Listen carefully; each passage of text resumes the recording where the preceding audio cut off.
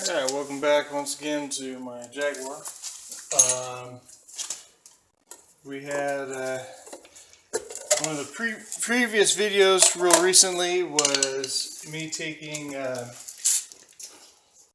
the this particular brake rotor off and turning it.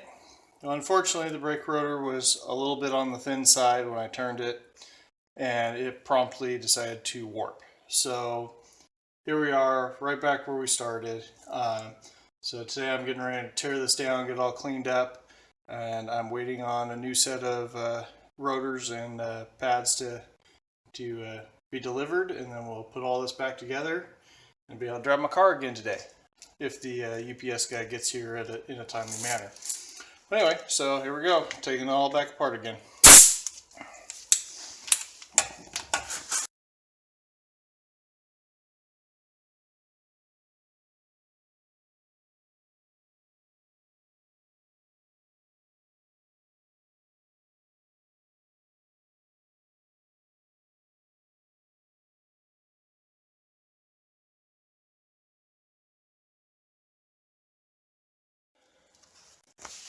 That makes side one torn apart.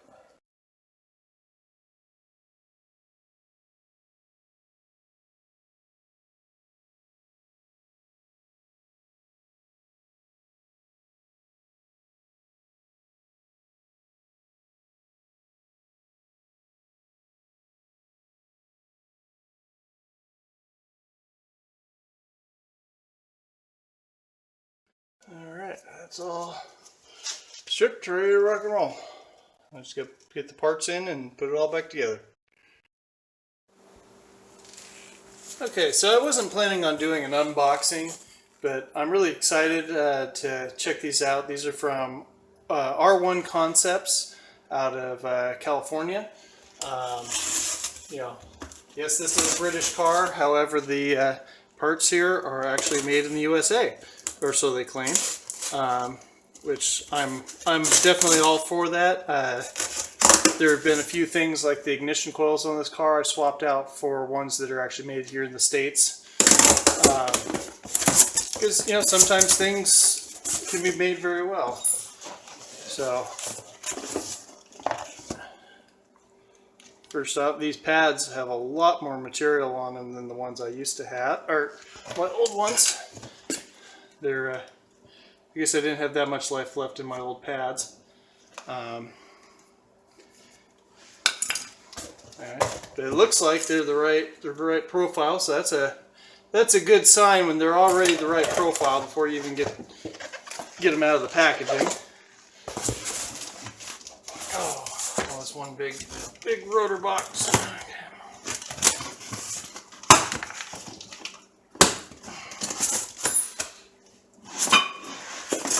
And here we are, slotted rotors. I could have gone with the cross-drilled variety. They're a little bit more available than just the slotted like this. However, you end up with this kind of gives you the best of both worlds. It helps with initial pad bite. It also helps cool it down just a little bit. Man, these things are dusty. At least they're not covered in that stupid packing oil stuff. Zinc-plated rotors here. But the thing that's happened with the cross drilling is they were originally designed for when pad materials weren't as good as they are now. The glues in them would off-gas a lot more than the ones that are currently in production. But by cross drilling, you introduce a lot of stress points into the rotor, so they are more susceptible to warping. Even though they tend to run a little cooler, they're not as beef. Having a big solid mass of metal will always be superior to having better cooling. So anyway, nice big thick. Looks like it has a pretty high vane count. And I think I'm going to grab one of the old rotors so I can hold them up side by side. Yeah, Just it looks like, yeah, same vein count as the OEM ones. So I'm pretty sure these are original to the car in the semi-recent history there. So first impressions look pretty good. Let's see if they mirrored them. They are mirrored. Oh, them sneaky buggers. So there is a left and a right with these. The way I'm holding them. So that is really, really cool. So it'll actually flick the stuff out as it's spinning around. It'll pull this. It'll pull all the debris out of the system. So yeah, that I was kind of hoping they would be, because you know, this company, from what I was reviewing or looking through reviews, they had a lot of good stuff. Anyway, so definitely have a left and a right. Hopefully they're marked on little ding on the inside of this one. That's all right. Won't hurt anything. All right. I'm pretty sure this is going to be the passenger side, and this other one over here is going to be the driver's side, based on the way they're the way I think they should work. So anyway, that's where we're going to get started here. So I'll clean this. I'm going to reset and clean up and just start slabbing this thing together.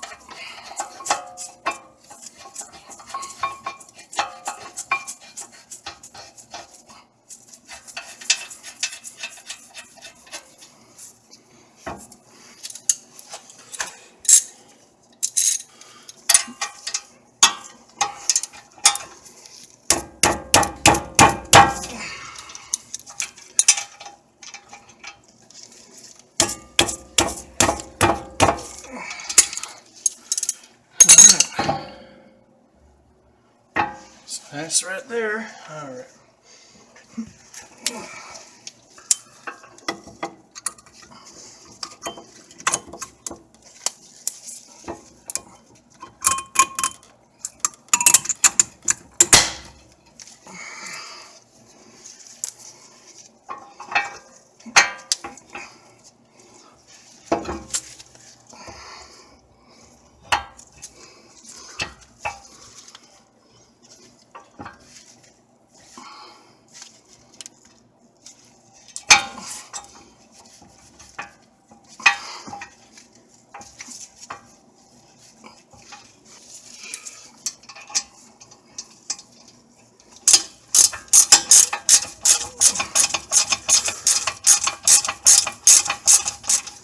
Well, there it goes all right together as soon as I put a wrench on it.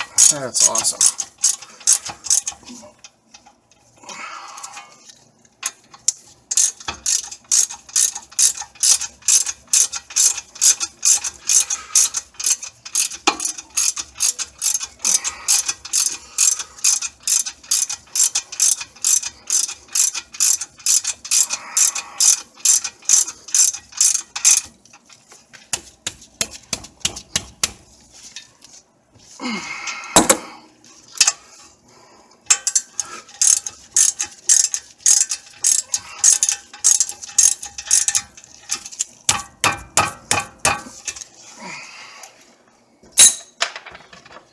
Alright, you can't forget the little dust caps.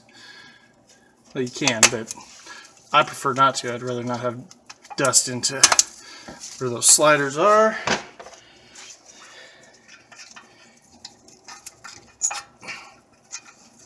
Load this spring clip on the front.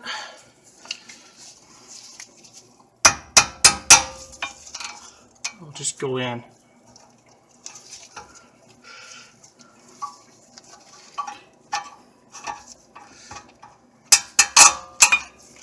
There it is.